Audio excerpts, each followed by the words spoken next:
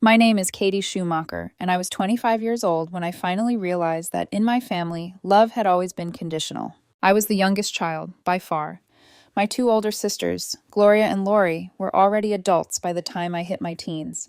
By the time this story truly began, Gloria was 33, Lori was 31, and I was still seen as the kid, even though I'd spent most of my life trying not to be. We grew up in a family that owned a grocery store, one that had been in our family for generations on my dad's side. It wasn't flashy, but it was respected. People in town knew our last name. They knew my parents, my mom, 63, and my dad, 60, as hardworking, generous, dependable. What people didn't see was how uneven things were behind closed doors. My grandparents had noticed it, though. Before they passed away, they set up college trust funds for each of us, $100,000 per child. The purpose was clear: education without debt, freedom to choose our futures, and a sense that we were all equally valued.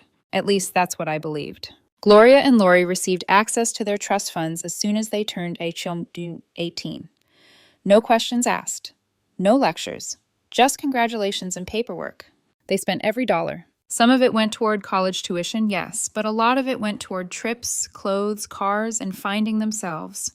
Neither of them finished school. Life spiraled. Both became single mothers. Both moved back into the orbit of the family grocery store. Between them, they had 3 kids, my nieces, who I adore. They're loud, curious, exhausting, and completely innocent in all of this. And from the moment they were born, everything in our family revolved around them. I didn't resent the kids. I resented what came with them. While my sisters leaned on my parents financially and emotionally, I took a different path. I loved the store, but I didn't want my entire future tied to it. I wanted something that was mine. So throughout high school, I worked as a landscaper, summers, weekends, after school. I woke up early, came home sore, and learned quickly what it meant to earn money the hard way. By the time I graduated, I had saved $20,000 on my own. When I got into college on a partial scholarship, I felt like I'd won the lottery. For the first time, I could see a future where I wasn't scrambling. Between my savings, my scholarship, and the trust fund my grandparents had left me, I believed I could graduate without debt, maybe even buy a small place by 22. That belief carried me straight into the conversation that changed everything. Just like my sisters had done, when I turned 18, I asked my parents if I could take control of my trust fund. I wanted to manage it responsibly. I wanted to prove I was capable. My parents exchanged a look. My mom said, "Let's talk about it at dinner." That should have been my first warning. Dinner that night was chaos. My nieces were running around, arguing over toys. The TV was on too loud. Plates clinked. Everyone talked over each other. I remember thinking how normal it all felt, how safe. Until it wasn't. Once everyone finally sat down, my mom cleared her throat. My dad stared at his plate. She asked me, carefully, if I would be willing to wait 2 more years before accessing my trust fund. I laughed, thinking she was joking. Then she explained. They'd had to use some of the money. For emergencies, she said. Healthcare costs, living expenses for the kids, a massive legal bill tied to Gloria's DUI lawsuit. My stomach dropped. I asked how much they'd used. She said most of it. I asked how much was left. She hesitated, just long enough for me to know the answer was going to hurt. About 5,000, she said. $95,000. Gone. None of it spent on me. None of it discussed with me beforehand. My dad jumped in, saying they hadn't had a choice. That family supports family. That they knew I was strong, independent, responsible, unlike my sisters, who needed help. That word stuck with me. Needed. Gloria and Lori had needed help their entire lives, and somehow that had always meant I needed to give something up. I looked around the table and realized a decision about my future had been made without me, quietly, casually, as if my grandparents' final gift to me was just a shared family resource. I told them this wasn't a request. It was already done, that I felt robbed, that they'd crossed a line they couldn't uncross. No one yelled, no one apologized. My mom just said, "You'll understand someday." That night, something broke inside me. I moved out shortly after. I went to college anyway, juggling work and classes, pushing myself harder than I ever had before. The trust fund my grandparents had meant for me, I never touched it. It was already gone. And while my family acted like that dinner was just a bump in the road, for me, it was the moment I stopped believing that blood automatically meant loyalty. Leaving home didn't feel dramatic at first. There was no screaming match, no slammed doors, No final speech where everyone suddenly realized what they'd done to me. I packed my things quietly, a few boxes, clothes, my old laptop, the savings I'd worked years for. My parents watched me go with the same tight smiles they used whenever something uncomfortable needed to be ignored. They told me I could come back anytime. I knew I wouldn't. College was harder than I'd expected, not academically, but emotionally. Every tuition bill reminded me of what I'd lost. Every time I picked up extra shifts or skipped a night out, I thought about how easily my sisters had been handed the safety net that was pulled out from under me without warning. I worked constantly, landscaping during the warmer months, odd jobs whenever I could find them. While other students talked about study abroad programs or unpaid internships, I talked about rent, fuel costs, and how many hours I could squeeze into a week without burning out completely. Still, I was proud of myself. I graduated, debt-free but exhausted. By the time I was 22, I took a risk and used what little savings I had left to start my own landscaping business. It was terrifying. There were weeks I slept in my truck, weeks where I wasn't sure if I'd made a huge mistake. But slowly, painfully slowly, it worked. One client became 3. 3 became 10. 10 became contracts. By the time I turned 24, I was employing 6 people full-time. I had my own place, my own schedule, my own sense of control. My family knew all of this. They never congratulated me. What they did do was start reaching out. It began small. Birthday cards, Christmas gifts I didn't ask for, invitations to just stop by for dinner. My mom would write notes about how much she missed me, how the kids asked about me all the time, how families shouldn't stay apart forever. I returned everything unopened. I wasn't angry all the time anymore, but I wasn't healed either. Contact felt dangerous, like reopening a wound that had barely scabbed over. A couple of years after I moved out, I decided to finally get clarity about the trust fund. Not closure, just facts. I hired a lawyer to formally request the records. When the numbers came back, I laughed. Not because it was funny, but because it was cruel. There wasn't $5,000 left. There was $3,456.13. Even the lie had been padded. I didn't tell my parents I knew. I didn't confront them.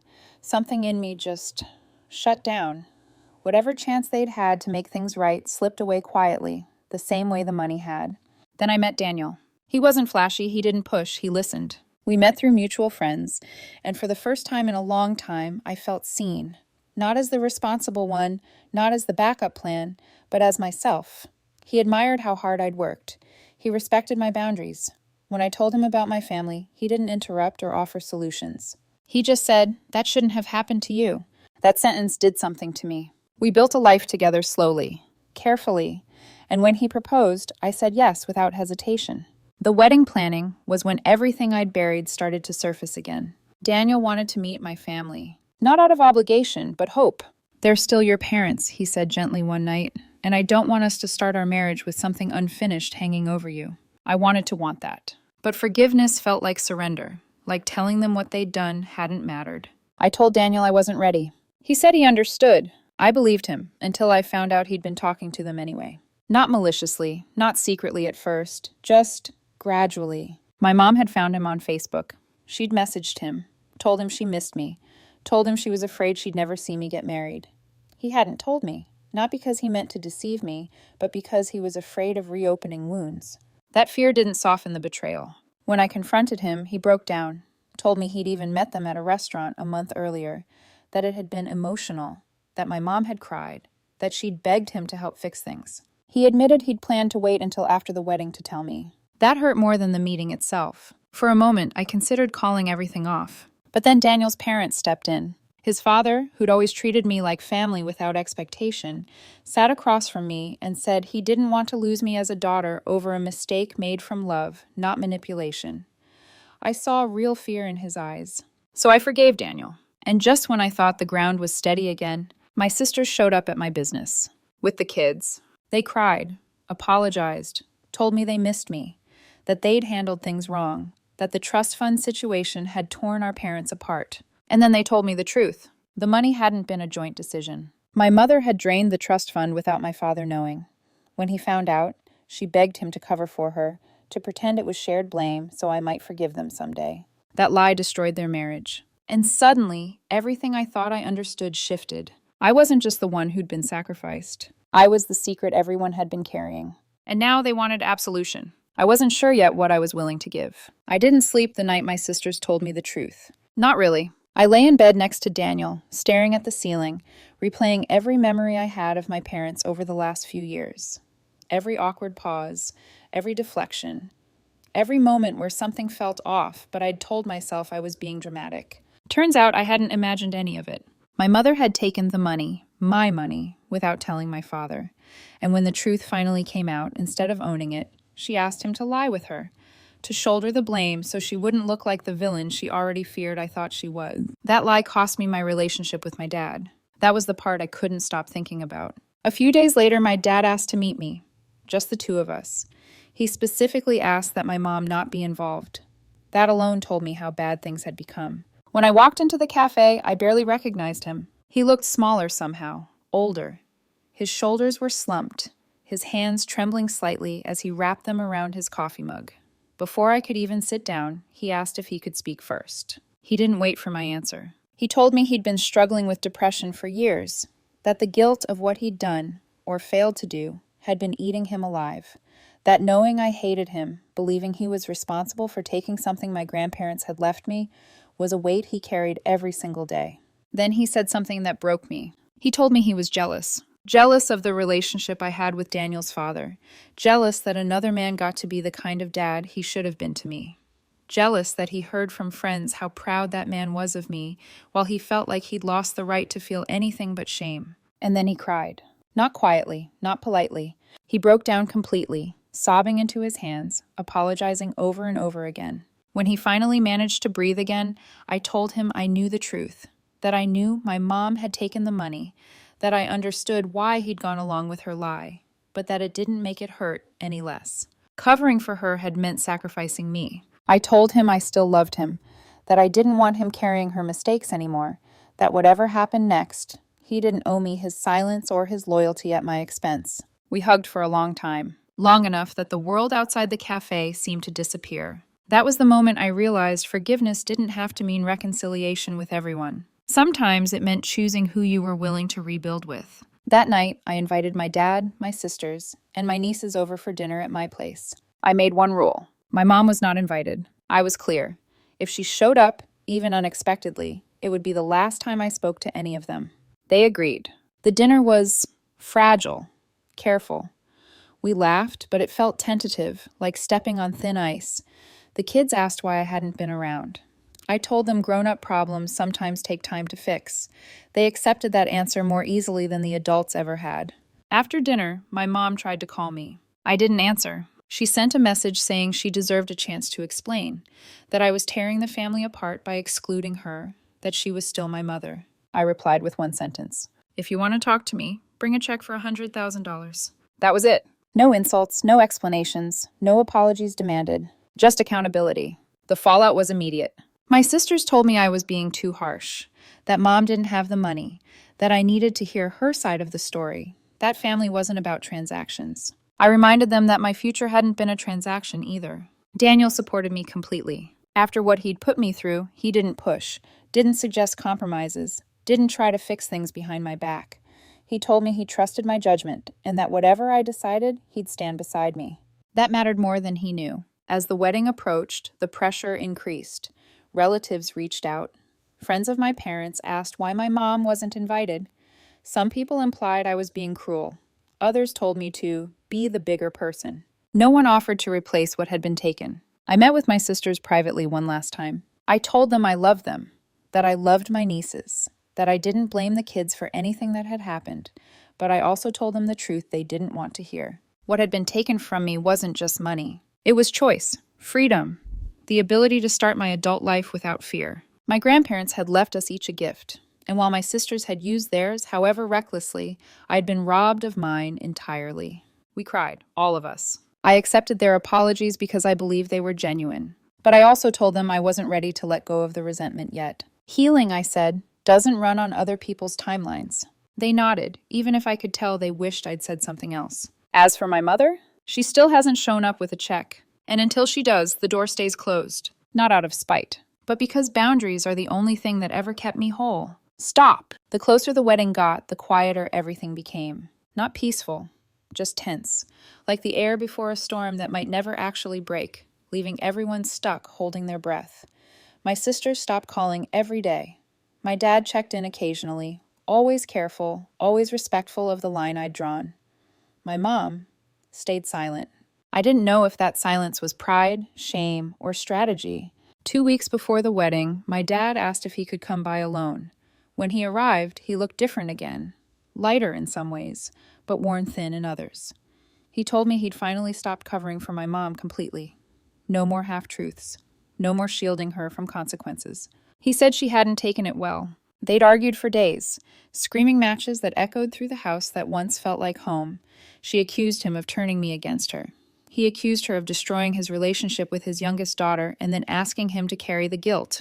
He told her the truth plainly. "Fix this," he'd said, "or we're done." I didn't feel triumph hearing that. I felt grief. Because even though I was angry, deeply, profoundly angry, I hadn't wanted to be the wedge that finally split my parents apart. But I also knew I hadn't driven it in. It had been there all along. A few days later, my mom reached out. Not to apologize, to ask if we could talk things through. I didn't respond. I'd already been clear. Conversation without accountability was just another version of the same old manipulation. Words had been used to cover up the truth once before. I wasn't going to let them do it again. The night before the wedding, my sisters came over. No kids this time, just them. They told me they were trying to put money aside, that it would take time, that they hoped I'd understand. I told them I did, but understanding didn't mean forgetting. We sat together in silence for a long moment before Gloria finally said, "You know she's going to show up anyway." I looked her in the eye. "If she does," I said, "she'll be escorted out." And I meant it.